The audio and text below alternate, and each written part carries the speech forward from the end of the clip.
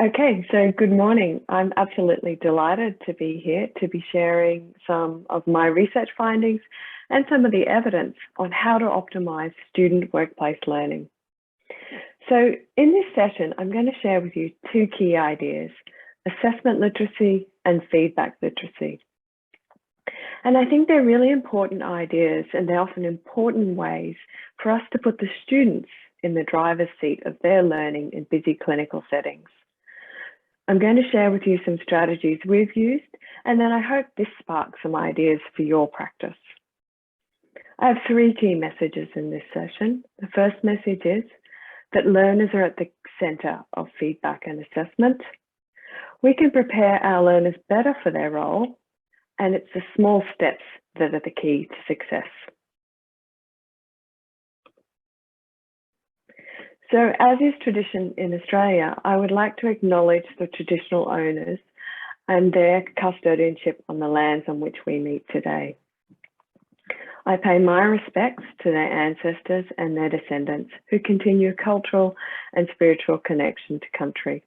And today I'm sitting on the Yagara and Turrbal people's lands. I recognise their contributions to Australian and global society.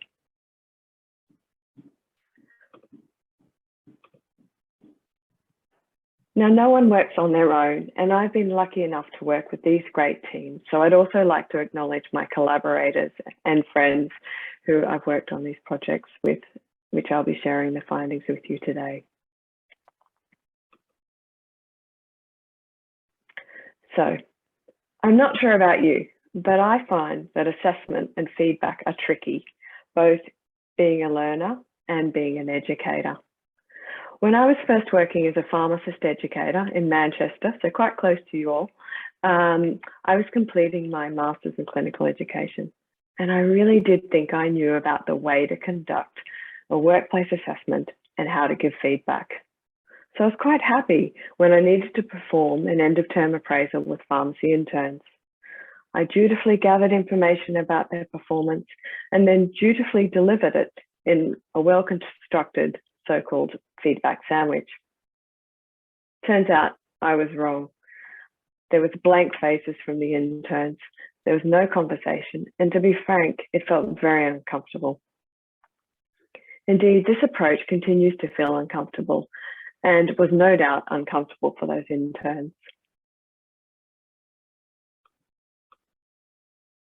Yet this teacher-centered approach, so where there's lots of effort from us as educators, prevails. We keep reading about it in the literature. And indeed, this is why we published our paper on feedback myths. My story highlights the limits of this teacher-telling approach. Students are not well equipped to decode that information or to act on that information shot out at them. And there's lots of evidence to support that. So it turns out from my story, I was wrong because I was looking at the problem from the wrong perspective. So for us as educators, what if there's an easier way? I've just finished reading a book called Effortless by Gregory McEwen. And he talks about this idea of effortless inversion, which means looking at challenges and problems from the opposite perspective. And this is the essence of both assessment and feedback literacy. It's looking at assessment and feedback from the perspective of the learner, and then thinking about how we can support them in these concepts or in these processes, which can then help optimize their learning in the workplace. So as I mentioned at the start of the session, I have three key messages, and this is how I'll divide up my talk. The first message is that learners are at the center of feedback and assessment. We can prepare our learners better for their role, and it's the small steps that are the key to success. So to optimize student workplace learning, a key consideration is that our learners are at the center of these two key processes, so assessment and feedback. Now, I know this seems like a really obvious thing to say, but as educators, we often spend so much time designing the perfectly crafted assessment, or really spending a lot of time thinking about how to best construct palatable feedback, that we often forget about our learners and the role they can be playing. So I'm going to start by exploring the feedback, and then I'll talk about assessment.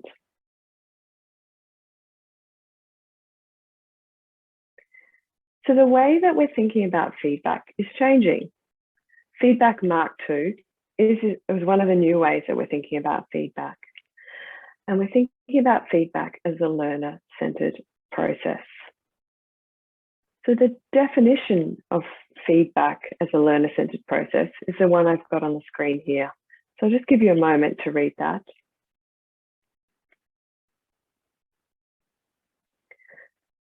So essentially what this definition is saying is that instead of feedback being one way where we're shooting information out at our learners, it's a process. And our learners are obtaining information about the work that they've done, and they're starting to appreciate what they've done and whether it's a good quality work and how they can improve the quality of that work. Visually, the process looks like this. And I'll just talk you through this.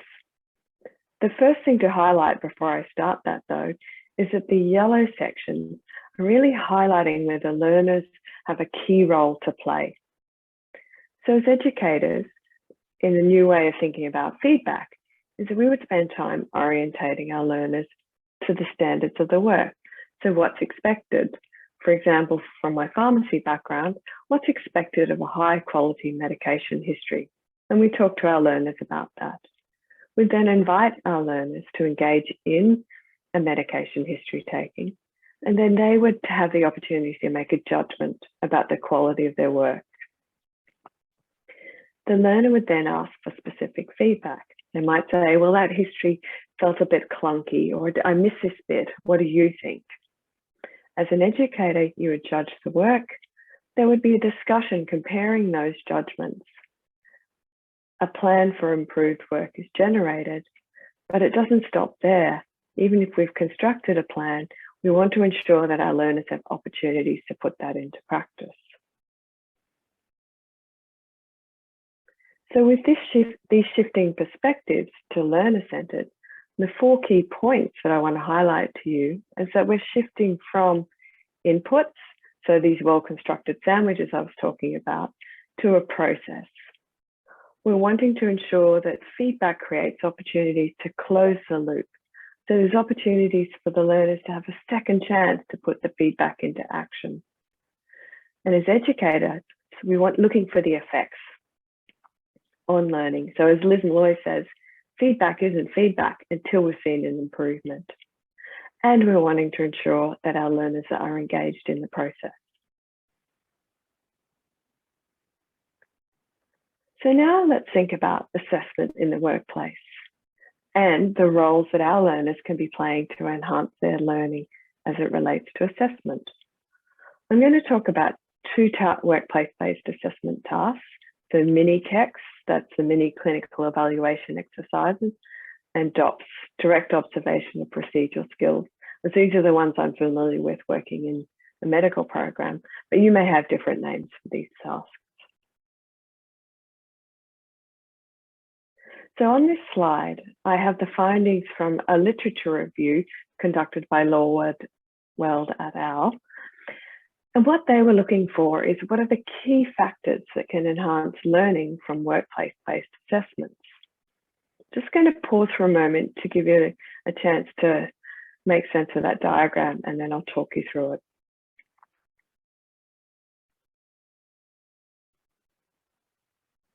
So you may have noticed that there's 4 key aspects in this diagram that really highlight the opportunities to enhance learning.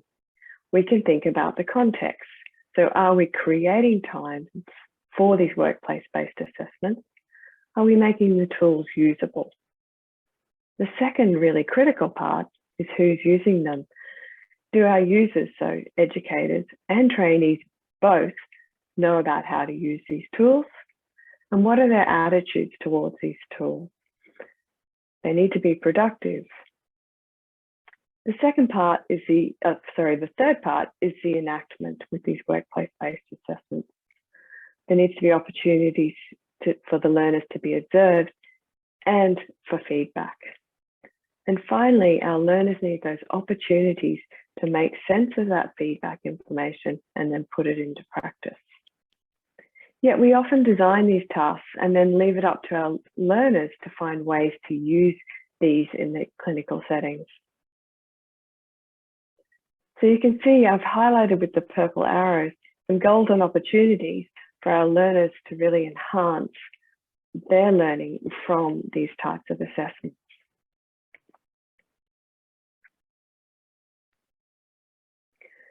So far, I've been advancing the idea that we can get our learners more engaged in both assessment and feedback in the workplace.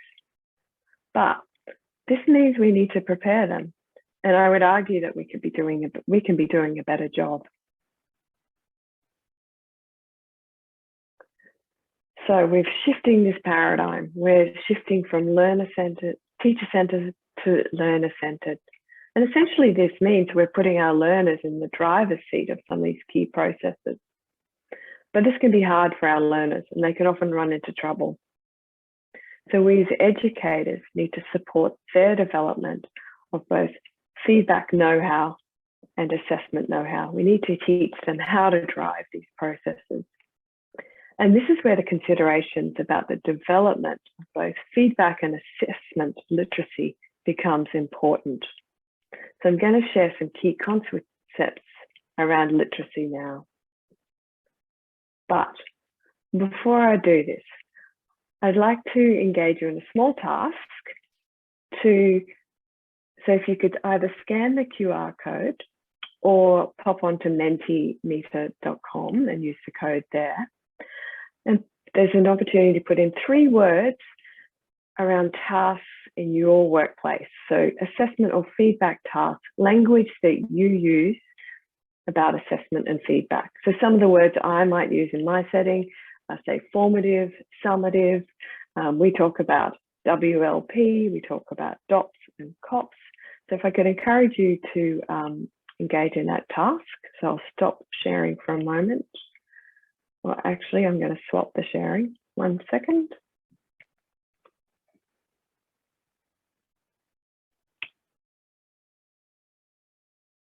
Okay, just I'll stop share and come back 1 sec. And I will do a new share. Sorry. Alrighty, it's coming nice. Oh, sorry, I'm having trouble sharing this. Take your time, there's no worries. Okay. Good feedback. Perfect. Yes, we're I know that it's perfect. All right, let me just, here we go. Oh, honestly, I cannot share it. Oh, here we go, I can, excellent. Okay. So this is brilliant. So already even looking at this change, can you see the complex language that's used around these tasks? And if you're not familiar with this, it can be really quite overwhelming. I'm just trying to pick some of them that I don't know, but I can see for a new learner, this would be a really complex thing to get your head around.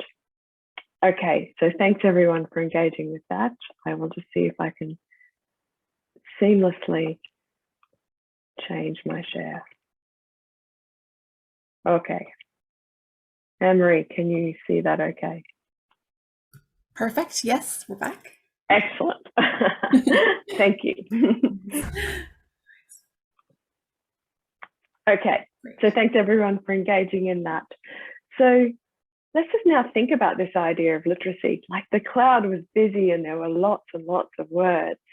So you need a literacy in these tasks. And when we think about literacy, it's usually associated with language skills. So if we have language literacy, we tend to think about someone being fluent or competent. And being literate leads to something further in learning and knowledge. So think about the last time you're on holidays abroad in a country where you didn't speak the language. You can navigate your way through. You could probably order food from a restaurant or work your way around the public transport. But think about how much easier it is if you speak the language or you have a friend you're traveling with. It lifts the experience. You have a deeper understanding of what's going on. And so literacy can be seen as this threshold to further learning, to having a deeper understanding and engagement. And the same applies to both assessment and feedback literacy. You need to understand certain terminology and words to really engage with these tasks in a meaningful way. So I'm going to start by talking about what assessment literacy is, and then I'll move on to feedback literacy. But essentially, if we have an assessment literate learner, it means that they understand what the purpose of the assessment is, why they're doing a particular assessment task. They're also aware of the process, so how the assessment is going to be conducted, how to engage in that process. The learner is also able to judge what they need to do in order to perform well. And so for these reasons, assessment literacy is really becoming a key goal for our learners and for universities across the world.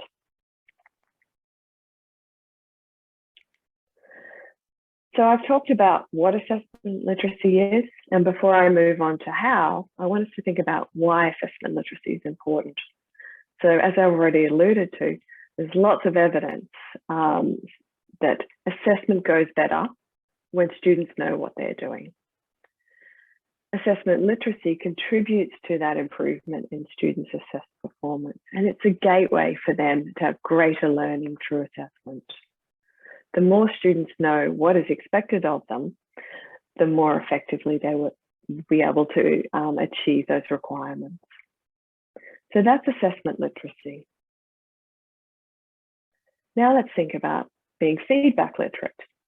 And again, this is a skill that needs to be developed. We're not naturals at feedback, and there's things that we can do to maximize the effects of feedback. The simple definition of feedback, which is one I quite like, is it's about having know-how about how to maximize the benefits of feedback processes. And Carles and Bowd describe feedback literacy as having understandings, capacities, and dispositions needed to make sense of information, and then to use that to enhance learning. So in the diagram on the right, there's 4 key aspects. So our learners, if they're feedback literate, they would understand what effective feedback processes look like. They would be able to make judgments about what is good quality work. They will be able to manage and navigate their emotions as it relates to feedback. And together they can take action to improve their work. And what I think is most exciting is that we can be helping our learners develop this feedback literacy. So what does a feedback literate learner look like? I think it's really inspiring to think about this, and I wanted to share with you a story from the Winstone and Carles book to really give you a sense of what is a feedback literate learner. And the example I'll share with you is an athlete, but so just give you a real sense of this process. So I'll read this out now. So I want you to imagine in a training session that an athlete's been advised by their coach that they need to develop a particular element of their performance.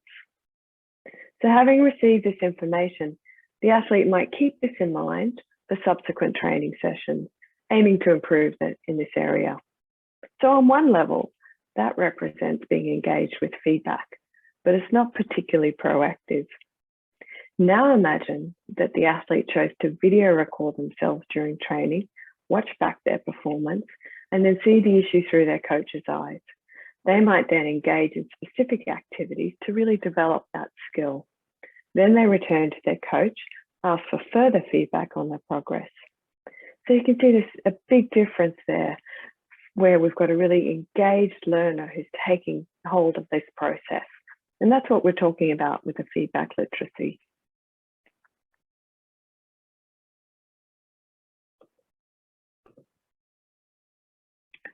So we've talked about what these literacies are and why they're important. And now I'm going to move on and talk about how we can develop feedback literacy and assessment literacy. And again, I think it's really important to highlight that if we're going to put the learners at the center of feedback and assessment, we need to find ways to do that. And from our experience, both in research and in a higher education setting, I would say that the small steps are the key to success. And it's with this messaging that I want to highlight, and as a kind of proposition or a way to encourage you, firstly, nothing's going to be perfect the first time round. We've learned a lot by trying things out. And so we've taken small steps to engage our learners. So what I'm going to do now is share two approaches we've taken. I'm going to share an example of how we've worked towards developing the medical students' assessment literacy. And then I'm going to, so a really practical example. And for the feedback literacy, I'm going to share with you some of our research findings. Now, as I'm sharing these examples, I'd really like to encourage you to think about, are there any steps you might like to take? Because at the end of this section, I'm going to ask you to pop in the chat some steps you might want to take. So, to share another story with you, I was in a situation where I was new in my role, and we had a big cohort of Year 3 medical students who were due to sit an OSCE. So that's an objective structured clinical examination, if you haven't heard of them. So this is a really high stakes exam that the students need to pass before they get their medical degree.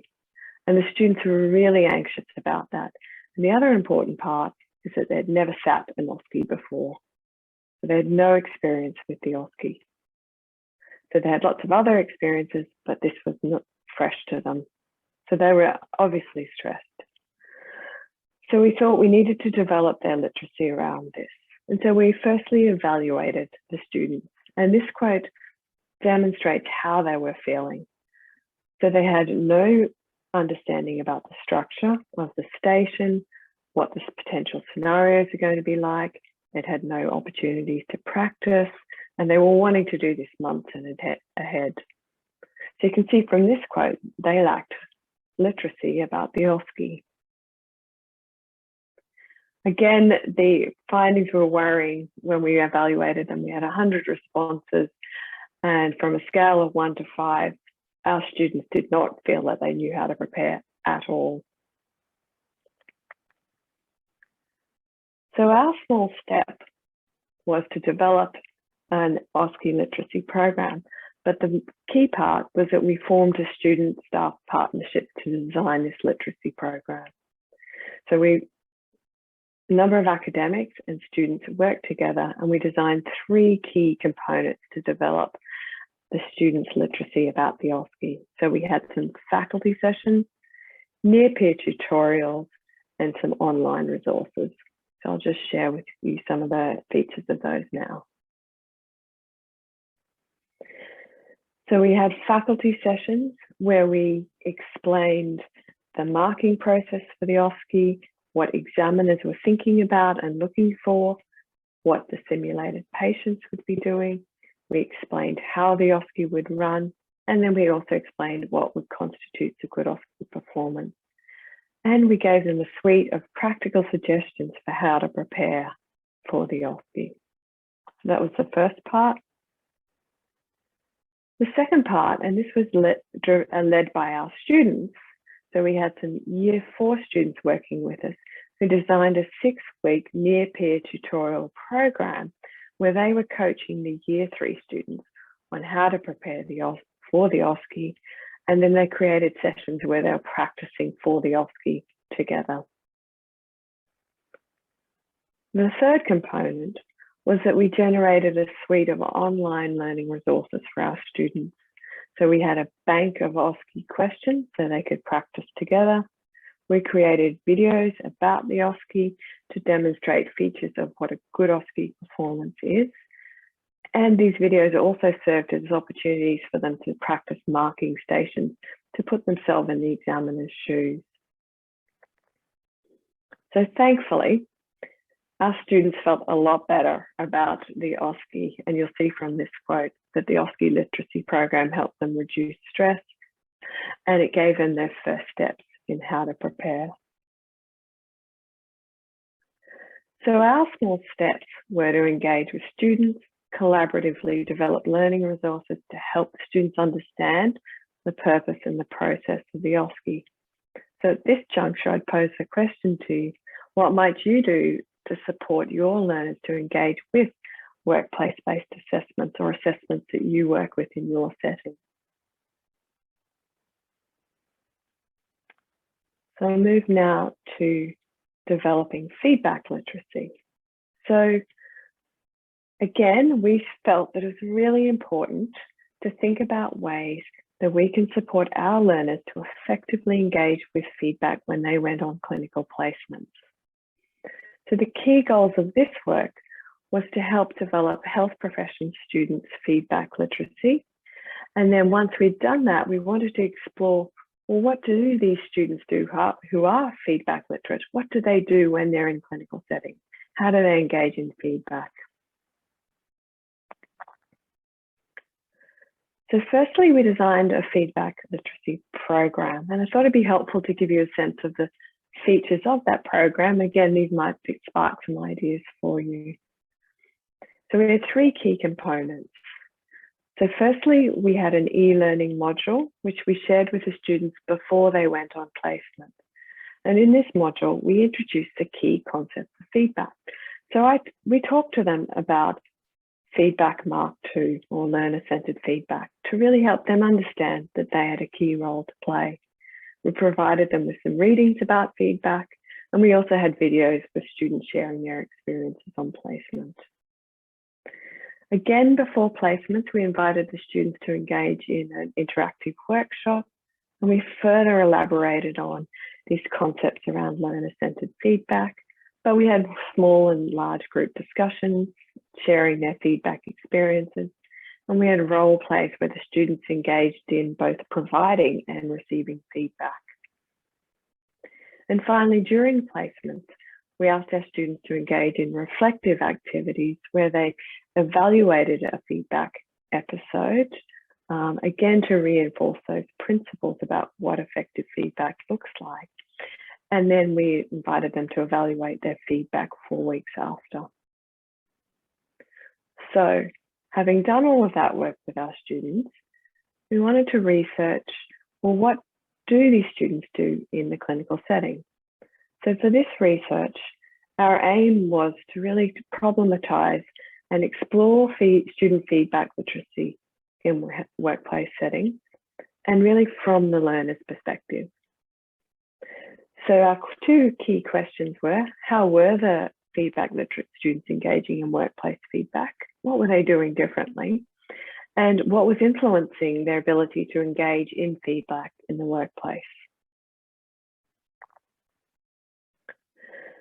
So we engaged in an interview study, and we invited our students to engage in interviews about 4 to 6 weeks following their placements. We had semi-structured in-depth interviews, and we evaluated our data using the framework method. So our literacy program was delivered 3 times, and we had 105 students engaged in that. And the findings I'll be sharing with you are that from interviews with 27 students, so we had nursing, social work, and medical students. So what did we learn about feedback literate students? There's 2 key things, and I'll work through those now, that they reconceptualize feedback, and we learned about the ways they're engaging with feedback during placements. So this was so exciting for us that they were reconceptualizing feedback, because during the feedback literacy sessions, they understood their role as being very passive. Students didn't appreciate that they had an active role to play. After engaging with the program, they understood what effective feedback looks like and their role as agents in that process. So I'll read this quote out now. Yes, the literacy program gave you an idea not to be meek, not just to accept I've been given feedback and I'm not quite sure I understand it or where I'm supposed to use it. So ask about it, be more direct, not bossy, but being direct, actually having an idea that I really want to work on this particular area. How do I go about finding someone that can help me? It might not be your supervisor. You might just need another day. Just that directness. I found that useful. So we're really heartened by that. And now I'm going to share with you the ways that they were engaging with feedback during their placement and picking up on those features of feedback literacy. So firstly, they were appreciating feedback processes and that they needed to be engaged in that. They were hunting, we found that they were hunting down opportunities to engage, for example, in subsequent tasks. So if they'd engaged in one activity, they were looking for opportunities for that second activity, and they're engaging in self-evaluation. I think this quote really demonstrates these features. So yeah, I was proactive. I was hunting for it. I was looking for it because I thought, right, I've been to the workshop. I know how to ask for feedback. Get on and do it. Yeah, I didn't ask everyone, but I certainly asked a few. I asked, I think, about 3 nurses I worked with and facilitator as well, because otherwise you think it's behind closed doors, that you're not almost allowed to have it. But you are, because it's yours. It's about you. You can own it. The other heartening finding for us was that we found that the students were able to manage their affect related to feedback processes in a more productive way. And again, this quote illustrates this point. It was positive, you know, even as I say with a slight negative in there, it was positive because you've dealt with it, done and dusted, on the spot. You're not internalizing, you're not sleeping on it. You're not thinking, oh, I don't want to work with that nurse again. You've been a grown up and gone, right, how was it? Right, didn't do that right, did do that right, fine, let's think about it and move on. It's out there in the open, it's not hidden. So that's great. Yeah, it really helps. So it wasn't all shiny though. And I think one of our key learnings, and this is where I come back to the message that it was not perfect, is that it was tricky for our learners to be making judgments about what constitutes quality work in busy clinical settings. So this quote here really demonstrates how challenging it is. You have absolutely no idea whether you're doing the right thing, whether you're doing something correctly, like doing an exam correctly, or whether you understand a concept correctly. So this gave us more insight around the work that we need to do. And the other key learning for us was that we had a diverse group of students. We had nursing, medical, and allied health students, and they all went into different contexts and clinical situations. And so this alerted us to the need to help prime our learners to understand these different contexts. So just to give you a sense of the complexity, in this quote, the medical students talking about having different supervisors all the time, make it hard to garner feedback. So just to read this out, in the way that the term was structured, you get feedback from lots of different people. So rather than having one person each week who sees you and kind of giving you feedback every time, you get lots of different feedback from different consultants and registrars, and they focus on different things.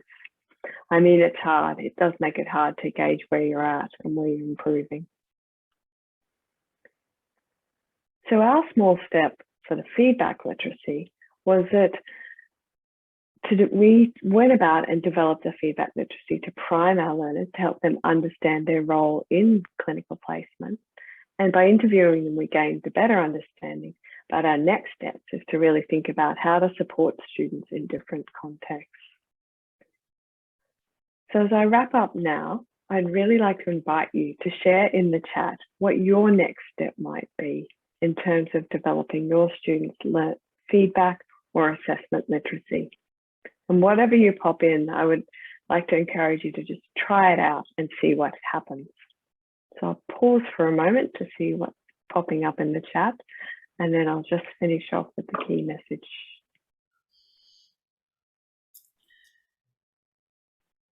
That's wonderful. Thanks, Christy.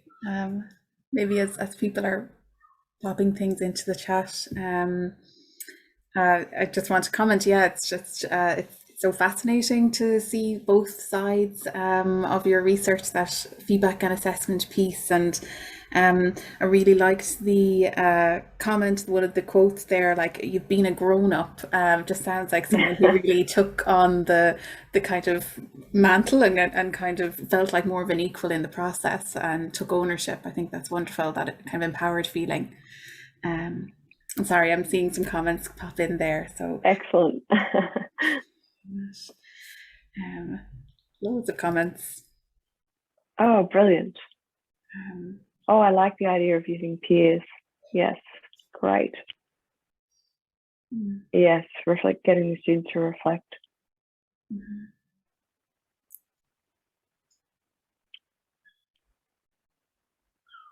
Oh, I like it. Taking on board a more collaborative approach involving students, bring colleagues as well as teachers. That's brilliant. It's great feedback to see this too.